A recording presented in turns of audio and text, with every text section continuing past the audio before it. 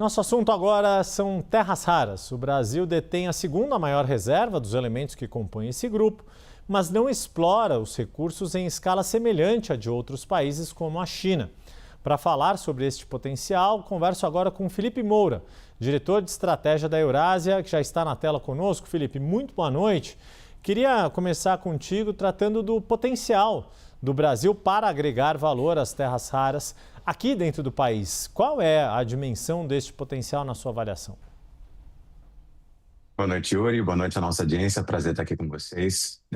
Yuri, me permita começar dizendo que a ordem global, geopolítica global, quebrou e não tem volta. Mas num mundo geopoliticamente fragmentado, com riscos recorrentes de rompimento de cadeias de suprimento que foram estabelecidas ao longo dos últimos 30 anos, os ativos duros tendem a se valorizar no médio e longo prazo. E as terras raras são justamente um desses grandes ativos. Ele é quase como se fosse uma nova onda de petróleo numa disputa. Sem ele, a gente não tem chip, não tem inteligência artificial, e no nível ainda mais fundamental, a gente também utiliza para defesa, para energia, e a gente poderia até brincar que ele é como se fosse a espinha da economia do século.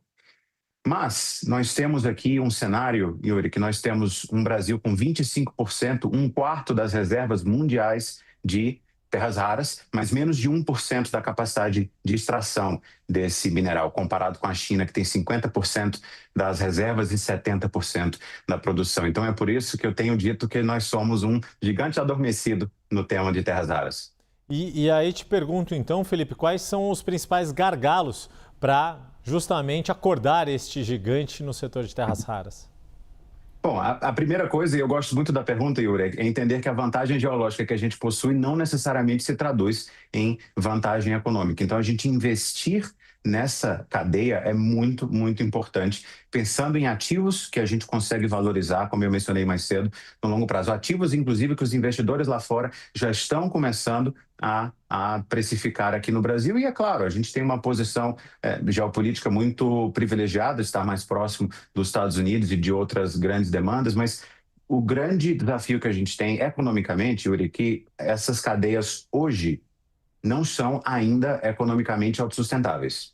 Então, o investidor que quiser colocar dinheiro nessa cadeia para desenvolver não só a tecnologia nacional e desenvolver a capacidade nacional de extrair e de refinar em grande escala, depende de um capital, muitas vezes de um capital semente, e um capital de risco, de um apetite de risco um pouco maior para viabilizar esses investimentos e inviabilizar a montagem dessa cadeia num ciclo, Yuri, que deve passar tranquilamente de 5 a 10 anos para a gente começar a ter esses ativos bem desenvolvidos no Brasil.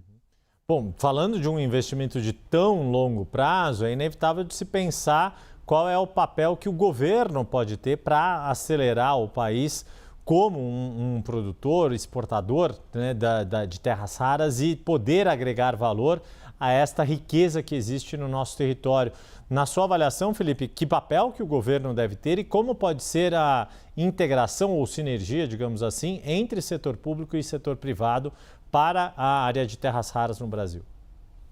A integração precisa ser muito presente, Yuri, não só de setor público e setor privado, mas também envolvendo pesquisa, também envolvendo academia. Nós temos no Brasil o único laboratório de tecnologia de terras raras para ímãs de todo o hemisfério sul. Ele fica ali a 40 minutos de Belo Horizonte.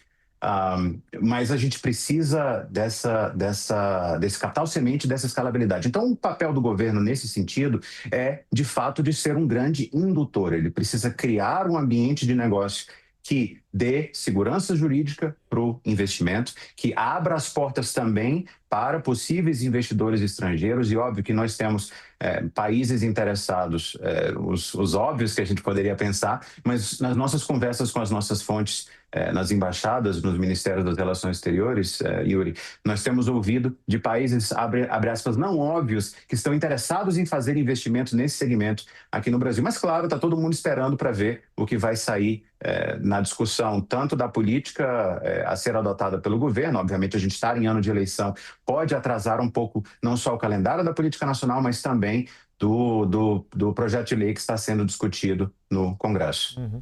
Felipe, tem uma questão, enfim, doméstica, como você coloca, o ano eleitoral, né, o timing da nossa política, mas é indiscutível que as terras raras se tornaram o grande tema da geopolítica e, naturalmente, estou me referindo aqui a Estados Unidos e China.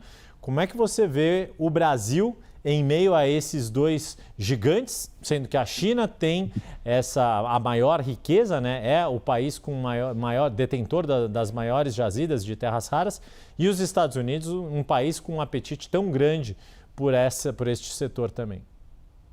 Bom, de fato aqui, Yuri, a gente precisa voltar para o que eu comecei a minha fala mencionando, que é essa fragmentação da ordem global. Em circunstâncias normais, o Brasil não teria interesse, como de fato não teve, historicamente, em investir nesse segmento no Brasil. Então, nas nossas conversas com os nossos clientes de fora e clientes aqui no Brasil, a gente entende que não houve apetite econômico para investir nesse mercado no Brasil. Mas na medida em que alguns investidores e alguns players internacionais estão preocupados com um possível corte ou redução do fornecimento, por exemplo, da China, eles vão procurar alternativas. Então, nesse sentido, o Brasil fica muito bem posicionado. Obviamente que esse é um tema que entra muito pesadamente na relação Brasil e Estados Unidos, e isso tem sido um tema de vai e volta e bastante discutido bilateralmente entre os dois países.